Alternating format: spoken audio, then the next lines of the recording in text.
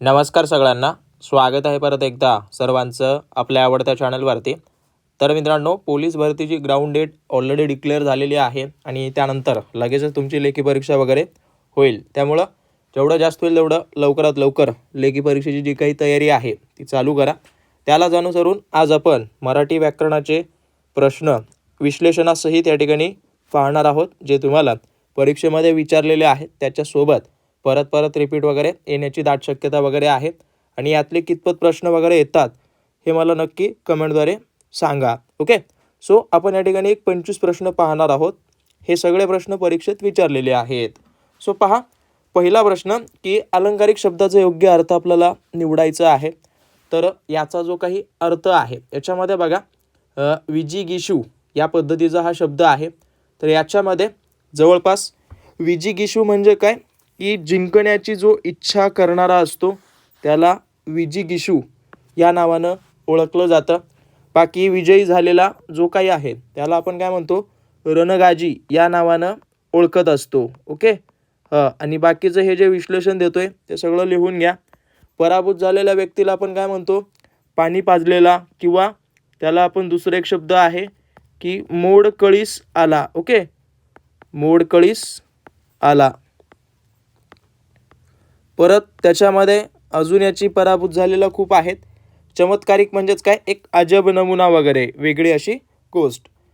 परत पुढचा प्रश्न बघा की चुकीचा अर्थ असलेली अलंकारिक जोडी वगैरे ओळखा. अशा पद्धतीचा प्रश्न आहे. तुम्हाला प्रश्न दिसतात, उत्तर वगैरे सांगता आलं पाहिजे. एक वेळा पाहून घ्या प्रश्नाचं नेमकं उत्तर काय असेल ते. आणि यापैकी तुमची प्रश्न वगैरे कितपत बरोबर येतात हेही मला कळवा. ओके, सो याच्यामध्ये बघा की कुठलं ऑप्शन बरोबर असेल.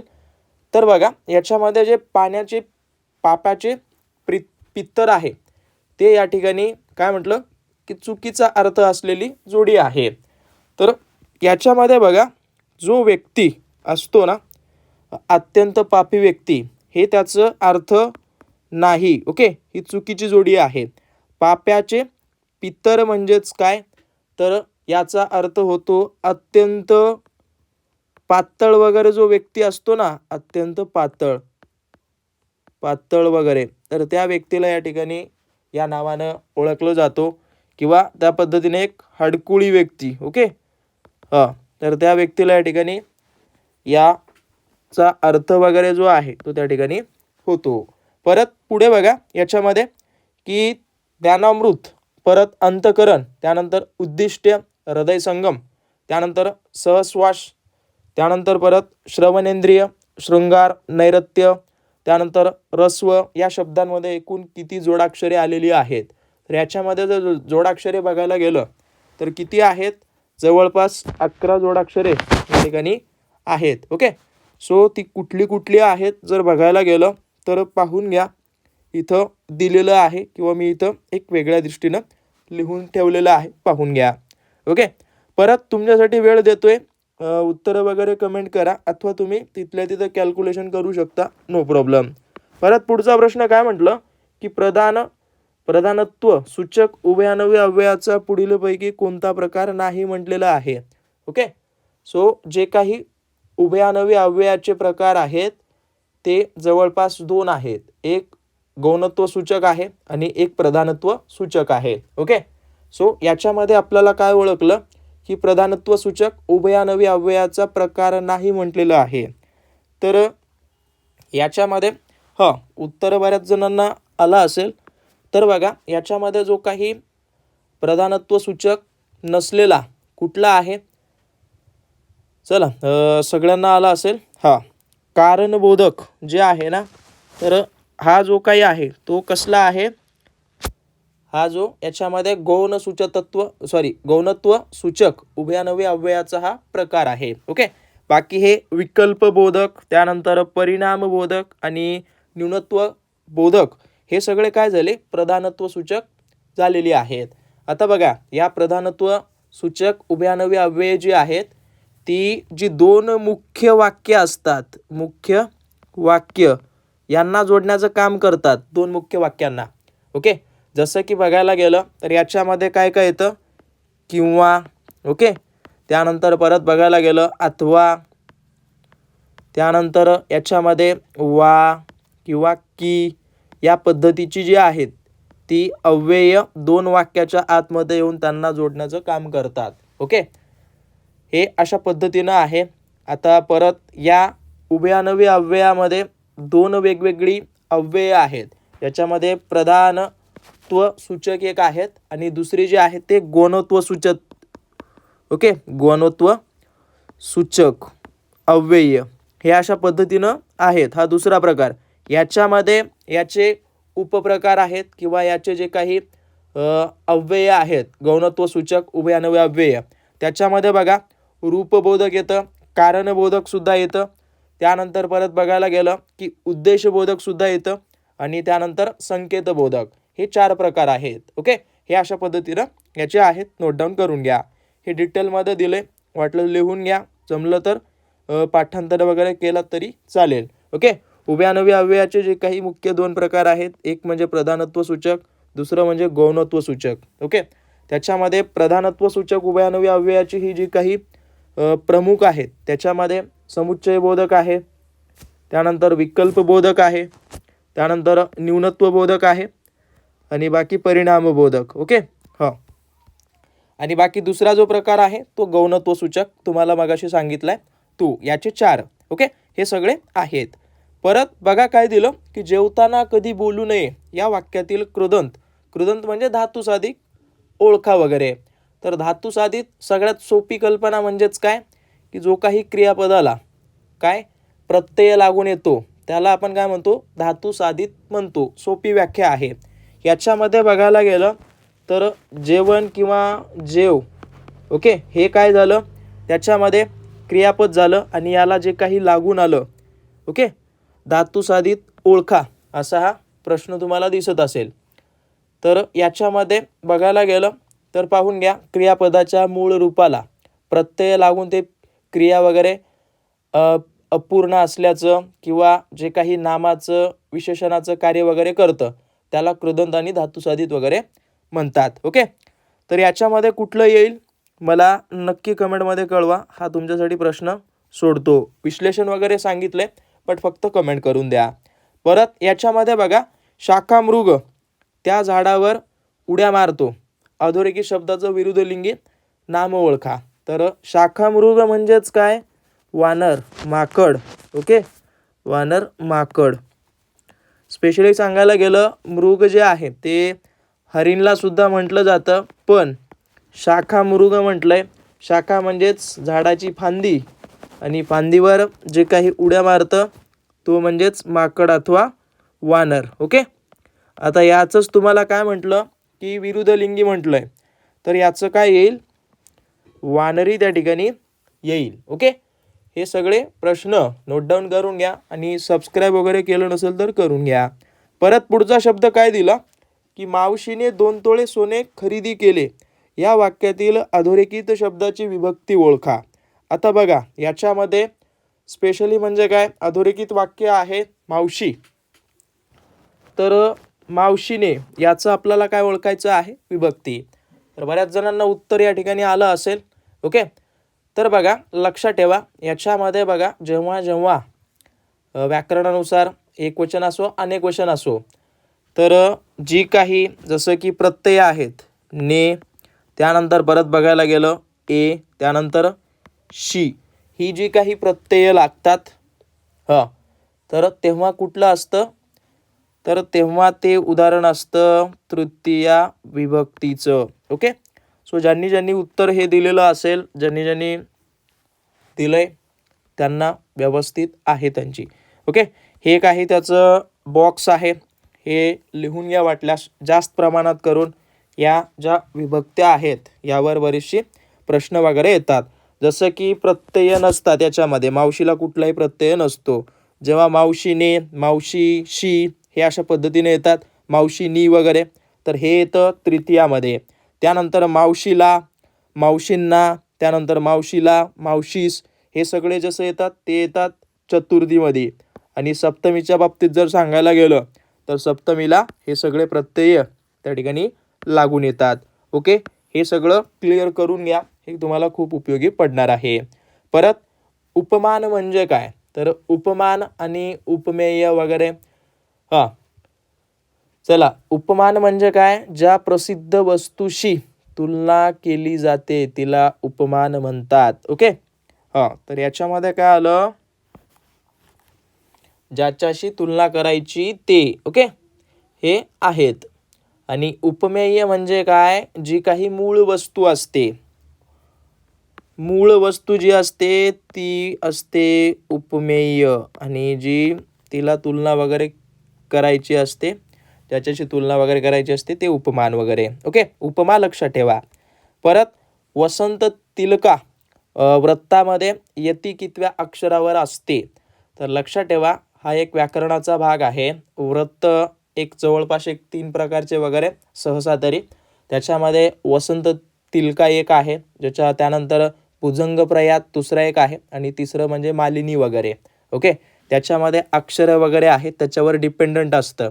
जसं की या वसंत तिलकामध्ये जवळपास किती अक्षरं असतात, 14 अक्षरं असतात.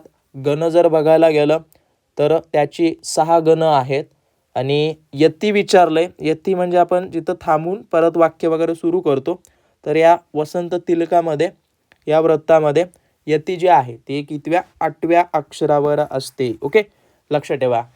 आता बघा, याचं थोडं दिलंय मी ग्राफ वगैरे, पाहून घ्या, याच्यामध्ये नोट डाऊन करून घ्या की वृत्ताचं नाव वसंत तिलका, याच्यामध्ये 14 अक्षरे, त्यानंतर हे गण वगैरे हे आहेत, त्यानंतर याची यती वगैरे 8व्या अक्षरावर वगैरे असते. परत भुजंगप्रयात याच्यामध्ये 12 अक्षरे धरतात, याची 4 गण आहेत, आणि हे 6व्या अक्षरावर याची यती असते. त्यानंतर मालिनी जी आहे ती 15 अक्षरे, त्याच्यामध्ये हे गण 5 आहेत, आणि 8व्या अक्षरावर याची सुद्धा यती जी आहे ती असते. ओके, हे सगळं क्लिअर करून घ्या. परत काय दिलं की बहु असोत सुंदर संपन्न की महार, महा आहे, हे महाराष्ट्र गीत कोणी लिहिलेलं आहे, हे खूप महत्त्वाचं आहे. तर याच्यामध्ये जर बघायला गेलं तर हे कोणाचं आहे, तर श्री कृ कोल्हटकर यांनी जे आहे ते हे गीत लिहिलेलं आहे. ओके. तर याच्यामध्ये बघायला गेलं तर श्री नारायण मुरलीधर गुप्ते यांना जे आहे ते कवी बी या टोपण नावानं ओळखतात. ओके, कवी बी. आणि यांची महत्त्वाची म्हणजे परीक्षेच्या दृष्टीने विचारण्यात येणारी चाफा नावाची कविता आहे, त्यावर खूपदा परीक्षेमध्ये प्रश्न वगैरे विचारलेलं आहे. परत साने गुरुजी यांच्याबद्दल सांगायला गेलं तर खरा तो एकची धर्म, त्यांची ही प्रार्थना, खरा तो एकची धर्म, हे अशा पद्धतीचं त्यांची प्रार्थना वगैरे आहे. यावर बऱ्याचदा प्रश्न वगैरे विचारले. त्यासोबत त्यांनी श्यामची आई नावाचं पुस्तक वगैरे लिहिलंय, हे सुद्धा लक्षात ठेवा. परत कुसुमाग्रज यांच्याबद्दल सांगायला गेलं तर यांनी गरजा महाराष्ट्र माझा नावाचं जे आहे ते आपलं राज्यगीत वगैरे आता ते घोषित वगैरे झालेलं आहे. ओके, गरजा महाराष्ट्र माझा, हे सगळं नोट डाऊन करून घ्या जेवढं होईल तेवढं. याची काही आहेत स्क्रीनशॉट मारून ठेवू शकता. परत वनिता या शब्दाला समानार्थी शब्द कुठला, तर वनिता या शब्दाला जो काही समानार्थी शब्द आहे, तर बघा याच्यामध्ये बघायला गेलं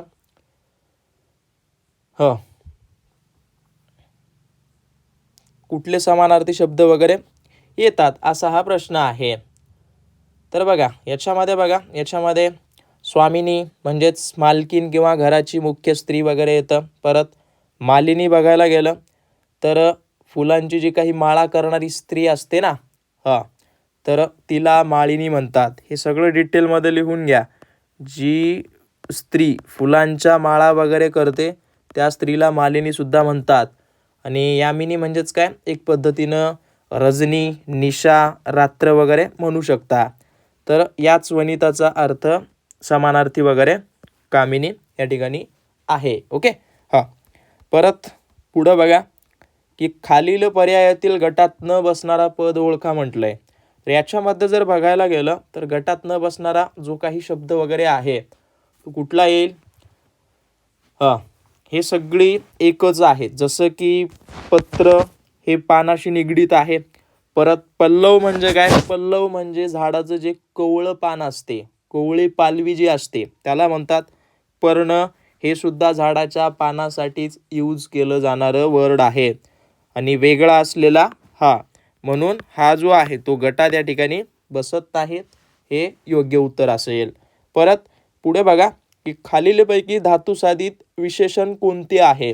तर धातुसाधित तुम्हाला जस्ट वर सांगितलं होतं की धातुसाधित वगैरे कुठलं येतं, नेमकं काय आहे. ओके, ऑलरेडी तुम्हाला डिस्कस करून दिलेलं आहे. तर याच्यामध्ये बघा काय असेल, धातुसाधित विशेषण विचारलंय आपल्याला. तर याच्यामध्ये जे आहे ते पेटती काडी हे जे आहे ते काय विशेषण आहे, कशाचं, धातुसाधित वगैरे विशेषण. याचा अर्थ वगैरे बघायला गेलं तर पेटणे या धातूपासून तयार झालेली काडी वगैरे. परत काळा फळा, नेमकं याच्यामध्ये काय आहे, काळा फळा हे काय झालं, गुणविशेषण झालं. ओके, काळा आहे तो फळा. परत याच्यामध्ये 10 वया हे काय येतं, संख्या विशेषणामध्ये मोडतं. त्यानंतर सुंदर गुलाब, गुलाब कसा आहे, सुंदर, त्यामुळं हे सुद्धा गुणविशेषणमध्येच मोडतं, सौंदर्य दर्शविण्याचं काम करत आहे. परत पुढं बघा की खालील पर्यायापैकी चुकीची स्त्रीलिंग रूप असलेली जोडी ओळखा म्हटलंय. तर याच्यामध्ये बघा विद्वान विदुषी हे बरोबर आहे. परत भगवान भगवती हे या ठिकाणी बरोबर आहे. ओके, परत याच्यामध्ये बघायला गेलं तर बोका भाटी हे सुद्धा बरोबर आहे, हे मांजराशी निगडीत आहे. हे भगवान भगवती हे सुद्धा बरोबर आणि हे सुद्धा. आपल्याला काय विचारलंय, चुकीची. ओके, विधाता आणि विधाती. तर याच ठिकाणी काय येईल, तर विधाता याची जी काही होईल स्त्रीलिंगी, तर विधात्री त्या ठिकाणी होईल. ओके, हे नोट डाऊन करून घ्या, विधात्री त्या ठिकाणी येतं, विधाता आणि विधात्री, विधाती येत नाही. परत झटकन, पटकन, पटपट, टपटप हे कोणत्या क्रियाविशेषण अव्ययाचे प्रकार आहेत.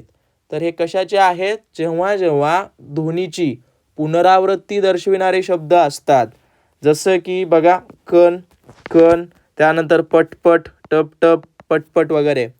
तर जेव्हा जेव्हा एका शब्दाची वगैरे जी काही ध्वनी आहे ती पुनरावृत्ती होत असेल, ध्वनीची पुनरावृत्ती दर्शविणारे शब्द वगैरे असतील, तर त्याला म्हणतात अनुकरणदर्शक शब्द क्रियाविशेषण अव्यय वगैरे. ओके, आणि राहिला प्रश्न प्रकारदर्शक. प्रकारदर्शक ज्या आहेत ना त्या स्पेशली कशाच्या निगडीत आहेत, तर क्रिया कशा घडतात याच्याशी निगडीत असतात. जसं की सांगायला गेलं तर हळूहळू हे प्रकार सांगतोय, लिहून घ्या वाटल्यास. परत सावकाश, परत याच्यामध्ये मुद्दाम, म्हणजे क्रिया वगैरे कशा पद्धतीनं घडते हे प्रकारदर्शकमध्ये दाखविलं जातं. बाकी निश्चयदर्शक म्हणजेच काय, ज्या ठिकाणी तुम्ही नक्कीपणा दर्शवता, खरोखर तोच होता, खरोखर तीच होती, असं आपण जेव्हा नक्कीपणा दर्शवितो त्याला म्हणतात निश्चयदर्शक क्रियाविशेषण अव्यय. ओके, हे सगळं करा. परत पुढं बघा, याच्यामध्ये काय दिलं की तो शाळेत पायी गेला, अधोरेखित शब्दाचा म्हणजेच पायी याचा कारकार्थ काय आहे, अशा पद्धतीनं दिलेलं आहे.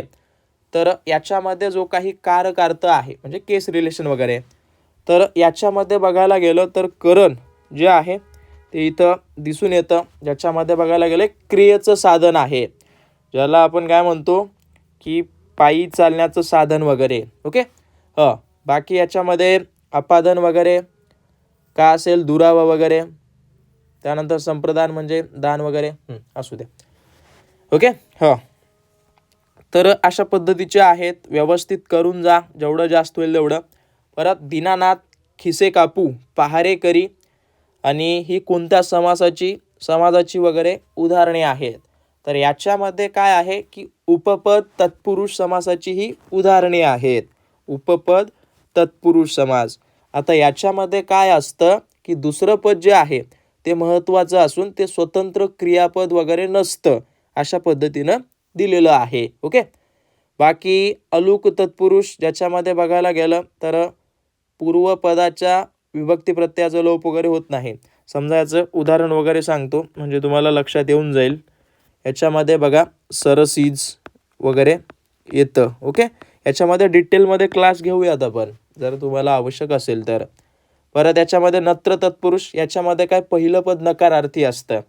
म्हणजे जसं की योग्य आहे ना, योग्य, याच्या पुढं अ लागलं ना, हे नकारार्थी पडलं म्हणजे अयोग्य. हे जे आहे ते नत्र तत्पुरुषमध्ये येतं, पहिलं पद नकारार्थी असतं. त्यानंतर कृदंत तत्पुरुष म्हणजेच काय, उपपद तत्पुरुषालाच कृदंत तत्पुरुष वगैरे म्हणतात. हे दोघंही एकच. हे याच्यामध्ये माझ्या मते थोडं करेक्शन करायला हवं होतं, बट असू द्या, दोघेही एक आहेत. परत अनरसा, किडूक मिडूक, परत गदारोळ, हे शब्द कोणत्या भाषेतून आलेले आहेत? तर हे सगळे जे शब्द आहेत ते परभाषीय शब्द आहेत, जे कुठून आलेत? कानडी भाषेतून हे आलेले आहेत. ओके, तेलुगूमधून आलेले काही शब्द सांगतो जे परीक्षेमध्ये खूपदा विचारलेत. याच्यामध्ये ताळा आहे, त्यानंतर बंडी वगैरे आहे. त्यानंतर परत तामिळ भाषेतून सार, मठ्ठा जे आहे ना ते आलेले आहेत. ओके, मठ्ठा. परत गुजराती भाषेच्या बाबतीत दादर, घी, डब्बा, त्यानंतर रिकाम टेकडा, हे सगळे त्याच्यामध्ये आलेले आहेत. दादर, त्यानंतर घी, डब्बा. ओके, हां. परत पुढं बघा की वा काय अक्षर आहे त्याचे, या वाक्याचे अचूक विधानार्थी वाक्य करा म्हटलेलं आहे. विधानार्थी वाक्य तुम्हाला सांगायला सांगितलंय. ओके, हां. बाकी याचं जे आहे ते काही प्रश्न तुमच्यासाठी का सोडतोय, म्हणजे तुम्ही इथपर्यंत बघताय किंवा नाही हे कळणं महत्त्वाचं आहे. विधानार्थी वाक्य वगैरे करायचं आहे तुम्हाला. परत याचं उत्तर मला कमेंट करून द्या. बाकी जो आहे तो पुढील उदाहरणातील शब्दशक्ती वगैरे ओळखा अशा पद्धतीनं दिलंय. तर याच्यामध्ये जे आहे ते निरूढा लक्षण आहे. निरूढा लक्षणा ही जी आहे ती शब्दशक्ती याच्यामध्ये आहे. ओके, जसं की याचा अर्थ वगैरे बघायला गेलं की रूढीने किंवा परंपरेने घेतलेला अर्थ वगैरे आहे. प्रवीण, कुशल, वज्र वगैरे. बाकी याच्यामध्ये बघायला गेलं की प्रयोजनवती लक्षणा म्हणजेच काय की एखाद्या विशिष्ट हेतूने शब्दाचा दुसरा अर्थ घेणे. ओके, हां.